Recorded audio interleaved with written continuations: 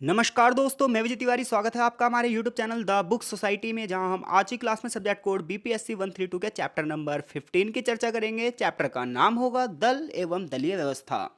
ये चैप्टर इस किताब का अंतिम चैप्टर होगा और ये कड़ी यहीं पर समाप्त होती है। आशा है ये पूरी की पूरी कड़ी आपको समझ में आई होगी। अगर ये पूरी कड़ी आपको समझ में आई है तो द बुक सोसाइटी को डोनेट भी जरूर कीजिए। इसके साथ साथ चैनल को सब्सक्राइब भी जरूर करो और वीडियो को लाइक करो। कमेंट बॉक्स में कमेंट भी जरूर करिएगा। तो चलिए शुरू करते हैं आज की क्लास दल और दलीय व्यवस्था की। तो देखो भाई, सबसे पहले मैं आपको डिफाइन कर दूं कि पार्टी से हम क्या समझते हैं, दल से हम क्या समझते हैं। तो देखो, विभिन्न लोगों का एक समूह जिसका उद्देश्य यह है कि सत्ता की प्राप्ति हमें करनी है, तो वो राजनीतिक दल कहलाएगा। देखो, दल और राजनीतिक दल में अंतर है। राजनीतिक दल का जो उद्देश्य होता है वो सत्ता की प्राप्ति होता है। तो विभिन्न लोगों का एक समूह है, ठीक है, और उसका उद्देश्य क्या है? उसका उद्देश्य है राजनीतिक सत्ता की प्राप्ति, तो पॉलिटिकल पार्टी कहलाएगी। दूसरी बात है, पार्टी सिस्टम क्या है, दलीय व्यवस्था क्या है। तो देखो, पूरे विश्व में ना तीन प्रकार की दलीय व्यवस्था चलती है। एक होती है एक दलीय व्यवस्था, एक होती है द्विदलीय व्यवस्था और एक होती है बहुदलीय व्यवस्था।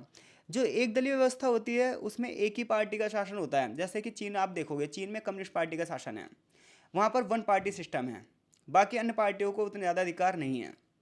जबकि कुछ देश ऐसे हैं जहाँ पर दो दलीय सिस्टम है, यानी कि टू पार्टी सिस्टम है। वहाँ पर दो ही पार्टी होंगी, जैसे ब्रिटेन, अमेरिका, यहाँ पर दो ही पार्टियाँ होती हैं। ठीक है, कभी एक बार जीतती है एक पार्टी, कई दूसरी बार दूसरी पार्टी। लेकिन भारत की बात करोगे तो भारत में बहुदलीय प्रशासन है। भारत में बहुत सारी पार्टियां हैं। लेकिन अब देखो, जब आप भारत की राजनीति का अध्ययन करोगे तो भारत की राजनीति के बारे में भी ये कहा जाता है कि भारत में अलग अलग समय पर अलग अलग प्रकार का शासन रहा है। जैसे आज़ादी के बाद 1952 में पहला आम चुनाव हुआ, तो 1952 की बात कर लो आप, 1957 की बात कर लो, 1962 की बात कर लो, लगातार कांग्रेस जीती। तो बहुत सारे विचारकों ने यह कहा कि भारत में शुरुआत में एक दलीय व्यवस्था का दौर था, क्योंकि एक ही पार्टी लगातार जीत रही थी। इसके बाद भारत में द्विदलीय व्यवस्था का दौर आया कि दो ही बड़े राजनीतिक दल थे, एक बीजेपी और एक कांग्रेस। लेकिन अब राज्य स्तर पर आप देखोगे तो विभिन्न राजनीतिक पार्टियां हैं जो कि भारत में बहुदलीय व्यवस्था का निर्माण करती हैं। तो आपको ये पता चल गया राजनीतिक दल की परिभाषा क्या होती है, आपको यही पता चल गया एक दलीय व्यवस्था क्या होती है, आपको यही पता चल गया दो दलीय व्यवस्था क्या होती है, आपको यही पता चल गया बहुदलीय व्यवस्था क्या होती है। इस चैप्टर में हम बहुत सारे आंकड़ों के माध्यम से एक एक चुनाव का अध्ययन करेंगे कि भारत में कांग्रेस व्यवस्था की शुरुआत क्यों हुई और कांग्रेस व्यवस्था का पतन क्यों हुआ, अन्य पार्टियों का उदय कैसे हुआ, और हर राज्य में कौन कौन सी पार्टियां जो हैं वो चुनाव में भागीदारी कर रही हैं। तो चलिए शुरू करते हैं और सबसे पहले जानते हैं चैप्टर की प्रस्तावना क्या कहती है।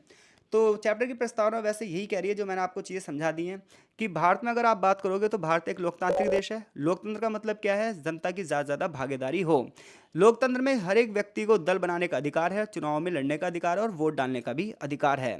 ऐसे में क्या है कि भारत एक विभिन्नताओं भरा देश है। विभिन्न धर्म, विभिन्न जाति, विभिन्न भाषा के यहाँ लोग रहते हैं और समय समय पर हर धर्म, जाति और भाषा के आधार पर हमारे यहाँ पॉलिटिकल पार्टीज़ का भी गठन होता है। और ऐसे में जब इतनी सारी पॉलिटिकल पार्टियाँ होती हैं तो कंपटीशन भी होता है और भारत का जो लोकतंत्र है वो प्रतिस्पर्धी लोकतंत्र बन जाता है। भारत में बहुदलीय प्रणाली है, ठीक है, विभिन्न पार्टियों को चुनावी प्रतिस्पर्धा में भाग लेने का अधिकार है। ऐसे में भारत की जब व्यवस्था को देखोगे तो शुरुआत में कांग्रेस पार्टी का दबदबा था। शुरुआत में भारतीय राष्ट्रीय जो कांग्रेस थी वो शुरुआती आम चुनाव में लगातार दबदबे में रही। उसका रीज़न ये था कि उस समय जो प्रभावशाली नेता थे वो कांग्रेस में ही थे। ये माना गया स्वाधीनता संग्राम में कांग्रेस की एक बड़ी भूमिका थी, इसी वजह से जनता का उसमें अटूट विश्वास था। इसलिए चाहे आप पहला चुनाव देख लो, दूसरा आम चुनाव देख लो, तीसरा आम चुनाव देख लो, चौथा आम चुनाव देख लो, लगातार शुरुआत के 30 साल तक तो कांग्रेस ही जीती। वो तो 77 में भला हुआ आपातकाल का, जिसकी वजह से जनता पार्टी जीत पाई। तो इसी व्यवस्था को रजनी कोठारी ने कांग्रेस सिस्टम कहा है, कांग्रेस व्यवस्था कहा है, जबकि जॉन्स ने इसे कांग्रेस प्रभुत्व वाली व्यवस्था कहा है। हालांकि समय के साथ इन चीज़ों में परिवर्तन हुआ है। 1967 से परिवर्तनों का दौर शुरू हुआ, जब 1967 में पहली बार साउथ इंडिया में खास तौर पर कांग्रेस के बड़े बड़े नेताओं को हार का सामना करना पड़ा। उसका रीज़न था कि साउथ इंडिया में डीएमके पार्टी का उदय हो रहा था, द्रविड़ मुनेत्र कड़गम। ऐसी एक और पार्टी आगे चलकर इसी पार्टी से टूटकर बनी एआईडीएमके, ऑल इंडिया द्रविड़ मुनेत्र कड़गम। तो इस प्रकार से साउथ इंडिया में जो क्षेत्रीय दलों की उत्पत्ति हुई, इसने कहीं ना कहीं कांग्रेस सिस्टम को कम करना शुरू किया। तो 1967 तक जो कांग्रेस राज्यों में लगातार जीत रही थी, सेंट्रल लेवल पर लगातार जीत रही थी, इसे ही हम कांग्रेस सिस्टम कहते हैं, इसे ही हम एक दलीय व्यवस्था का दौर कहते हैं। 2014 के बाद भारतीय राजनीति बिल्कुल करवट ले चुकी है। 2014 में भारतीय जनता पार्टी यानी कि बीजेपी एक बहुत बड़ा दल बनकर उभरी है और 2019 के जो आंकड़े थे वो तो हैरान करने वाले थे। तो ये बात प्रस्तावना में करी गई है, चैप्टर्स का एक ब्रीफ इंट्रो दिया गया है। अब चैप्टर की जो शुरुआत है वो यहाँ से होती है, राजनीतिक दलों का वर्गीकरण। तो देखो भाई, राजनीतिक दलों को ना दो टाइप से बांटा जाता है। पहला टाइप जो बांटा जाता है वो बांटे जाते हैं जो रिसर्च स्कॉलर्स होते हैं, शोधकर्ता होते हैं। और दूसरा जो राजनीतिक दलों का वर्गीकरण करता है वो करता है भारत का इलेक्शन कमीशन, यानी कि भारत का चुनाव आयोग। देखो, जो चुनाव आयोग है ये एक संस्था है जो चुनाव से रिलेटेड नियम कानून बनाती है, वोट लिस्ट तैयार करती है, वोटर लिस्ट तैयार करती है, मतदाता पहचान पत्र बनाती है। इतना ही नहीं, चुनाव कब होंगे, किस तारीख को होंगे, राजनीतिक दलों को कौन कौन से चिन्ह मिलेंगे, राजनीतिक दलों को मान्यता प्रदान करना, उनकी मान्यता रद्द करना, ये सारे डिसीजन कौन लेता है? चुनाव आयोग ही भारत में लेता है। तो देखो, जो शोध करता है वो पता है क्या कहते हैं, वो राजनीतिक दलों को उनकी विचारधारा के आधार पर बांटते हैं, उनकी नीतियों के आधार पर बांटते हैं। जैसे कि बीजेपी की विचारधारा को हिंदुत्व की विचारधारा मान लिया जाता है, कांग्रेस की विचारधारा को मिश्रित विचारधारा मान लिया जाता है। तो विचारधाराओं के आधार पर राजनीतिक पार्टियों को जो बांटते हैं वो कौन बांटते हैं? वो बांटते हैं शोधकर्ता। भाई, हम ये पढ़ रहे हैं कि भारत में जो पॉलिटिकल पार्टीज हैं, भारत में जो राजनीतिक दल हैं, उनको हम अलग अलग भागों में कैसे बांटें। तो इसे कौन कौन बांटता है? इसे एक तो चुनावी दल बांटता है, चुनावी आयोग बांटता है, और एक शोधकर्ता। शोधकर्ता किस आधार पर बांटते हैं? शोधकर्ता पॉलिटिकल पार्टीज को विचारधाराओं के आधार पर बांटते हैं कि किस पॉलिटिकल पार्टीज की विचारधारा कौन सी है। जबकि चुनाव आयोग जो बांटता है वो तीन आधार पर दलों को बांटता है, एक राष्ट्रीय आधार पर, एक क्षेत्रीय आधार पर, और एक गैर मान्यता प्राप्त दल। राष्ट्रीय दल वो होंगे जिनका चुनाव में अच्छा प्रदर्शन होगा, चार या चार से अधिक राज्यों में। हालांकि इसकी चीज़ें जो हैं वो बदल चुकी हैं, आपकी किताब के हिसाब से चीज़ें अलग हैं और रूल्स अलग हैं।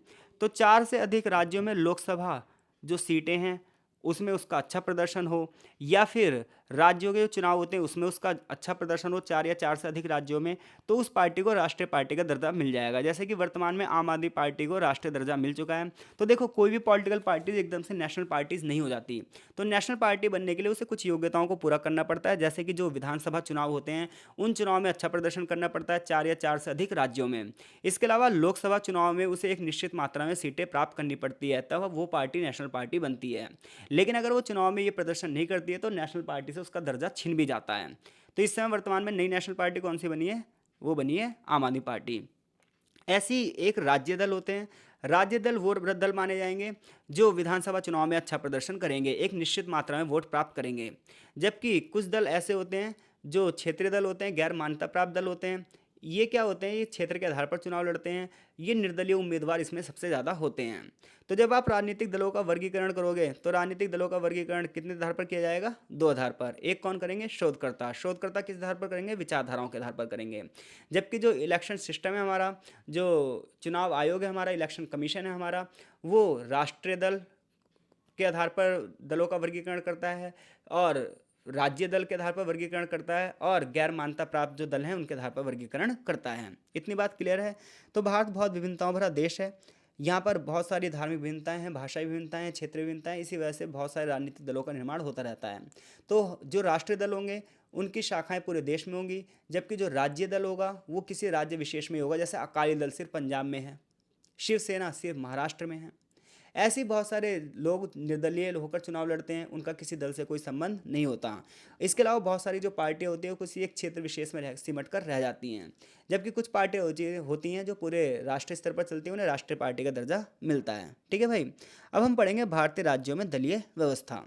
तो जब आप भारतीय राज्यों में दलीय व्यवस्था का अध्ययन करोगे तो सबसे पहले हम शुरुआत करते हैं कांग्रेस व्यवस्था से, कांग्रेस वर्चस्व से। जैसा कि मैंने आपको बताया, 1967 से पहले का जो टाइम पीरियड था, 1947 से लेकर 1967 का जो टाइम पीरियड था, इसे हम कांग्रेस के दबदबे वाले युग की बात करते हैं। उसका रीज़न ये है, चाहे आप राज्यों की बात करो और चाहे सेंट्रल गवर्नमेंट की बात करो, हर जगह कांग्रेस का ही दबदबा था। कांग्रेस ही मेजोरिटी में थी मोस्टली राज्यों में। कुछ राज्यों को अगर आप छोड़ दो, जैसे कि आज़ादी के बाद जो पहला आम चुनाव होगा 1952 का, इसमें लगभग हर राज्य में कांग्रेस को जीत मिलेगी जम्मू कश्मीर को छोड़कर, क्योंकि जम्मू कश्मीर में नेशनल कॉन्फ्रेंस का दबदबा था। तो 1967 से पहले का टाइम पीरियड देखोगे तो ज़्यादातर जगह किसका दबदबा है? कांग्रेस ही जीत रही है। हम इसे कांग्रेस सिस्टम कहेंगे, इसे हम कांग्रेस प्रभुत्व की व्यवस्था कहेंगे। 1967 तक, चौथे आम चुनाव तक, यानी कि 1952 में पहला चुनाव हुआ, 57 में दूसरा चुनाव हुआ, 62 में तीसरा और 67 में चौथा। चौथे आम चुनाव तक कांग्रेस का ही दबदबा था। 62 तक तो नेहरू जीते और 67 में इंदिरा गांधी। लेकिन सभी राज्यों में कांग्रेस का दबदबा एक जैसा नहीं था। बहुत ज़्यादा उसे कंपटीशन का सामना भी करना पड़ा। हम ये नहीं कह सकते एक तरफा कांग्रेस जीतती गई। वैसे तो कांग्रेस की लगभग सभी राज्यों में सरकार थी, लेकिन जम्मू कश्मीर में सरकार नहीं थी, यहाँ पर नेशनल कॉन्फ्रेंस का दबदबा था। इसी प्रकार से आप केरल में देखोगे तो दूसरे आम चुनाव में कांग्रेस को केरल में चुनाव में हार का सामना करना पड़ा और कम्युनिस्ट पार्टी का दबदबा आया। हालांकि आगे चलकर गैर कानूनी तरीके से कांग्रेस ने पता है क्या करा, कम्युनिस्ट पार्टी की सरकार को बर्खास्त कर दिया।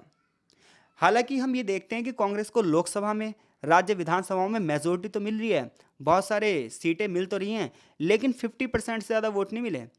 कभी भी 48% से ज़्यादा वोट नहीं मिले। इससे पता चलता है कि वोटिंग परसेंट तो कम था, बट सीटों का परसेंटेज ज़्यादा था। पहले आम चुनाव में 364 सीटें मिली कांग्रेस को, दूसरे आम चुनाव में 371 सीटें मिली, आगे चलकर फिर 361 सीटें मिली। तो इससे पता चलता है कि सीटों का परसेंटेज तो ज़्यादा था, लेकिन वोट परसेंटेज क्या था, वो कम था।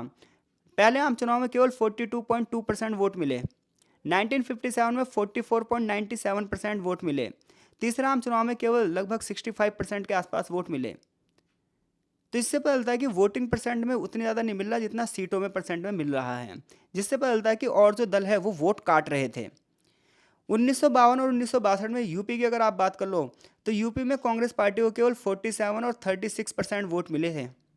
यानी कि 1952 और 1962 में इतना बड़ा अंतर। 1952 में 47.9% वोट मिल रहे हैं यूपी से, किसको, कांग्रेस को। वहीं 36.3% ही रह गए 1962 तक जाते जाते हैं। जबकि सीटों की बात करोगे तो सीटें पहले 390 थी और आगे चलकर 249 सीटें मिली। तो इसका मतलब यह है कि मेजोरिटी तो हो रही है, कांग्रेस की गवर्नमेंट तो बन रही है, लेकिन 100% वोट नहीं मिल रहे हैं। सारी सारी जनता कांग्रेस को वोट नहीं दे रही है।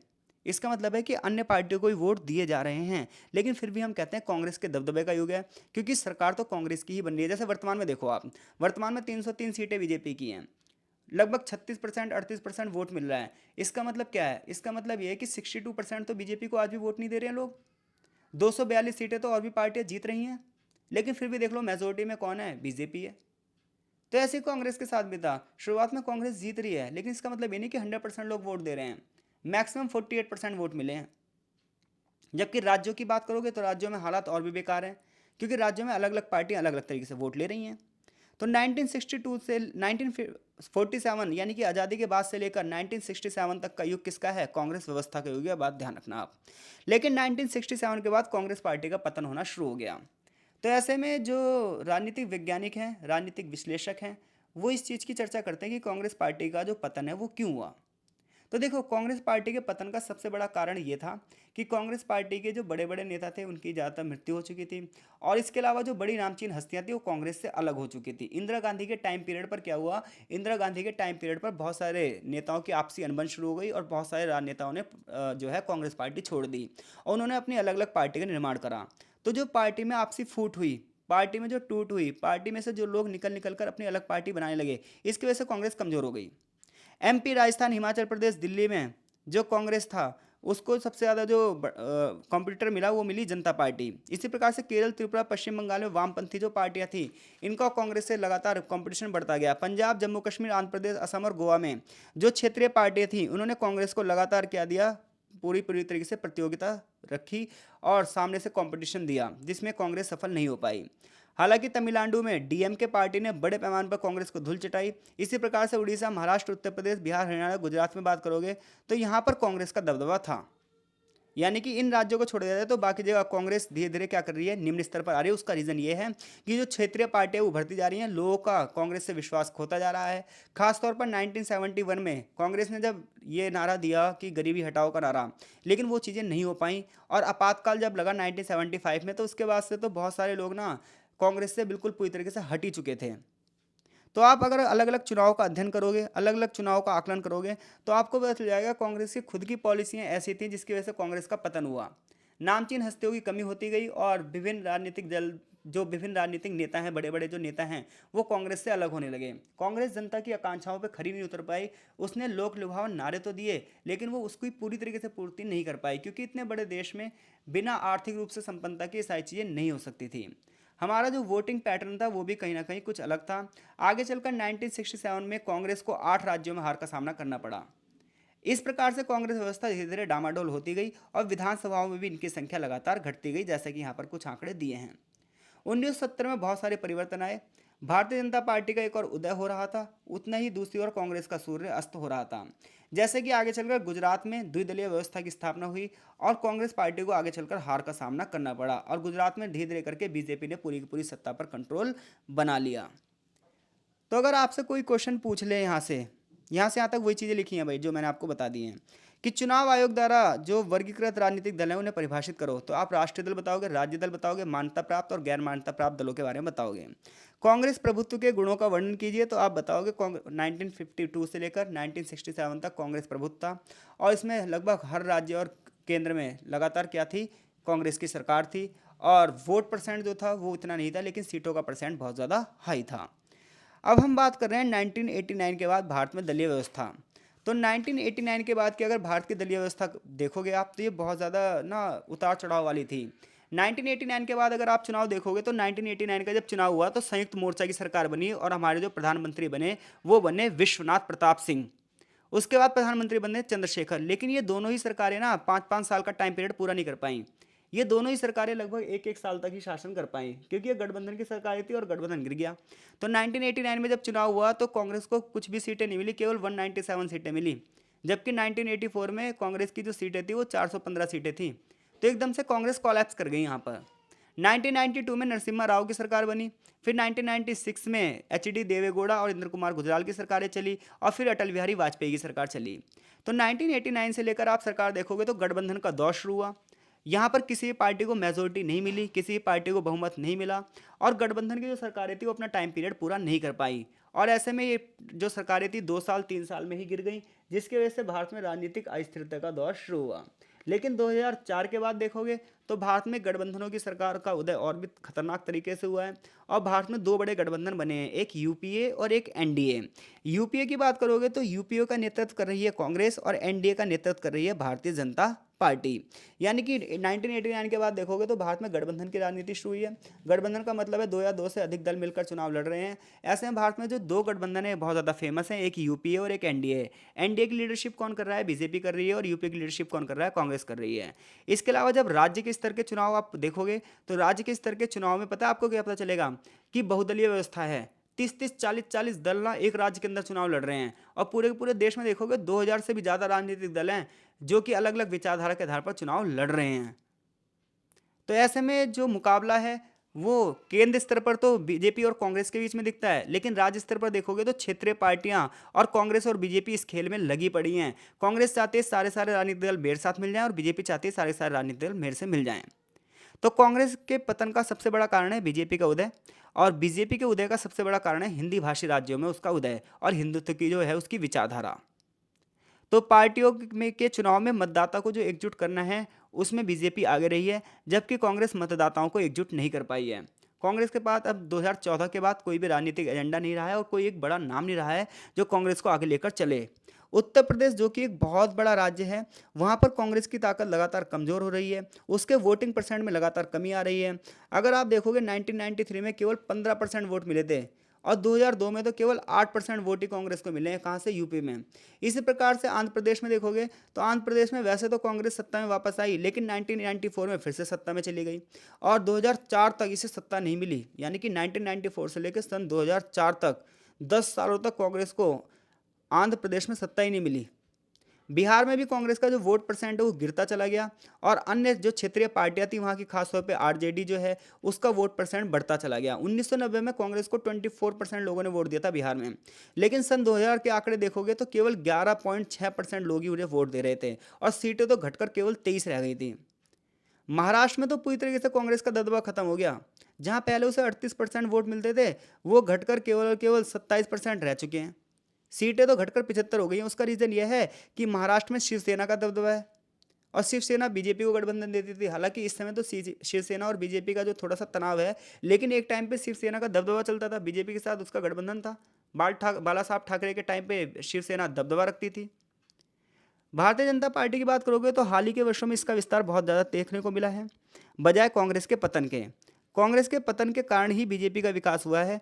अगर कांग्रेस पहले से वो सारी पॉलिसीज अपना लेती तो शायद कभी बीजेपी सत्ता में आ ही नहीं पाती। पहले आम चुनाव में देखोगे तो बीजेपी को सिर्फ 2 सीटें मिली, वहीं 2019 के अगर आप चुनाव में देखोगे तो 303 सीटें मिली हैं। वोट परसेंट भी बढ़ गया है, बीजेपी का प्रदर्शन लगातार बढ़ता ही चला गया है। लेकिन 2004 के आंकड़े देख लो, 2009 के आंकड़े देख लो, तो बीजेपी का ही प्रदर्शन कमजोर हुआ है। उसका रीज़न था बढ़ती हुई महंगाई, और 2024 के चुनाव में भी आप देख लेना वोट परसेंट कम हो जाएगा, उसका रीज़न है बढ़ती हुई महंगाई। उत्तर प्रदेश में बीजेपी की सीटों का संख्या का इजाफा हुआ है। गुजरात में इसके वोट परसेंट लगातार बढ़ते चले गए हैं। पहले 26% लोग वोट देते थे, आगे चलकर ये 44% तक चले गए। इवन 2002 में तो लगभग 50% लोगों ने बीजेपी को वोट दिया है। इसी प्रकार से एमपी, हिमाचल प्रदेश की बात करोगे तो यहाँ पर गठबंधन की सरकार बनेगी, जबकि कई जगह पर बहुमत की सरकारें बनेगी। शिवसेना की बात करें तो शिवसेना ने 1995 में बीजेपी के साथ मिलकर सरकार बनाई। असम गण परिषद ने 1996 में मिलकर सरकार बनाई। नेशनल कॉन्फ्रेंस में 1996 में मिलकर सरकार बनाई। तो इससे पता चलता है कि जो छोटे छोटे राजनीतिक दल हैं, चाहे डीएमके हो चाहे टीडीपी हो, ये सब ना आज बड़ी बड़ी पार्टियों को क्या दे रही हैं, गठबंधन दे रही हैं। अगर आप शुरुआत के चुनाव में देखोगे तो शुरुआत के चुनाव में कांग्रेस एक तरफा जीत रही थी और उसे छोटी छोटी पार्टियों की जरूरत नहीं थी। लेकिन आगे चलकर जब छोटी छोटी पार्टी अपने अपने क्षेत्रों में मजबूत होती गई, उनकी सीटें आने लगी, तो आज बीजेपी हो चाहे कांग्रेस हो, इन छोटी छोटी पार्टियों को अपने साथ मिलाना चाहती हैं। इसी वजह से आज जो छोटी छोटी ये क्षेत्रीय पार्टियां हैं, इनका दबदबा बहुत ज़्यादा बढ़ चुका है। चैप्टर ये आपको जब भी समझ में आएगा जब आप वास्तव में पॉलिटिक्स में रुचि रखते होंगे, जब आपको पॉलिटिकल पार्टीज़ के बारे में पता चलता होगा, जब आपको पता होगा कि साउथ में डीएमके और एआईडीएमके का दबदबा है, जब आपको पता होगा कि पंजाब में अकाली दल का दबदबा था, आज आम आदमी पार्टी की सरकार है, जब आपको पता होगा कि महाराष्ट्र में शिवसेना की चलती है, जब आपको पता होगा पश्चिम बंगाल में तृणमूल कांग्रेस की चलती है, जब आपको पता होगा कि जम्मू कश्मीर में नेशनल कॉन्फ्रेंस की चलती है, तब आप इन चीज़ों को समझ में आओगे।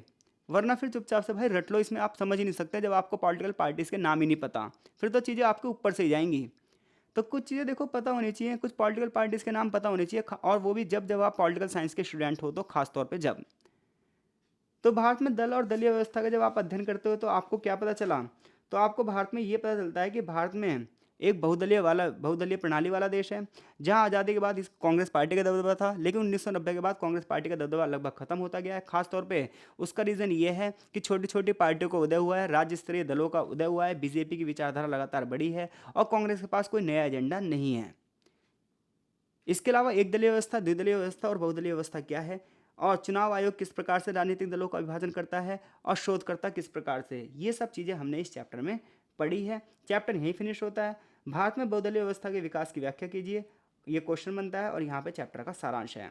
आई होप से पूरा का पूरी जो किताब है ये आपको समझ में आई होगी। देखो 15 चैप्टर हैं, अगर आप 10 चैप्टर भी अच्छे से कर लो तो आपका क्वेश्चन पेपर बहुत अच्छे से क्लियर हो जाएगा। आशा है आपका पेपर अच्छा जाए, बहुत बहुत शुभकामनाओं सहित मेरा यही शुभकामना आपके साथ है। मिलते हैं आपसे एक नए सब्जेक्ट कोड के साथ। कमेंट बॉक्स में कमेंट जरूर करना, इंस्टाग्राम में आप मुझे फॉलो कर सकते हो, टेलीग्राम ग्रुप में भी हमारे जुड़ सकते हो। तो मिलते हैं नए कोड के साथ, तब तक के लिए आपका बहुत बहुत धन्यवाद।